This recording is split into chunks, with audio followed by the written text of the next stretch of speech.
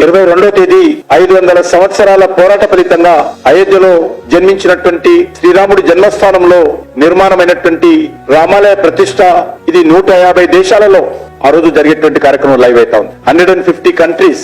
తెలంగాణలో కూడా అన్ని ముఖ్యమైనటువంటి దేవాలయాలలో ట్రస్ట్ లైవ్ చేస్తున్నదో ఆ కార్యక్రమంలో కూడా పాల్గొనాలి. దేశంలో ఆల్మోస్ట్ మెజార్టీ గ్రామాలలో కూడా ఆ కార్యక్రమం లైవ్ చూసేటువంటి కార్యక్రమం ప్రయత్నం చేస్తా ఉన్నాం. అంతేకాకుండా ఈ యొక్క అయోధ్య రామ మందిర ప్రాణ ప్రతిష్ఠ కార్యక్రమం న్యూయార్క్ లో ఉన్నటువంటి ఐకానిక్ టైమ్స్ స్క్వేర్ ఏదైతే ఉన్నదో అక్కడ కూడా లైవ్ జరుగుతోంది ఆ రోజు. కాబట్టి మనకందరికీ గర్వకారణం. ప్రపంచంలోనే అత్యంత ఐకానిక్ సెంటర్ అయినటువంటి టైమ్స్ స్క్వేర్ లో మరి అయోధ్యలో జరిగేటువంటి రామ మందిర నిర్మాణ కార్యక్రమం లైవ్ జరగడం ఏదైతున్నదో ఇది ప్రతి భారతీయుడందరూ కూడా గర్వపడాల్సినటువంటి అంశం అని చెప్పి ఈ సందర్భంగా మనవి చేస్తా ఉన్నాను.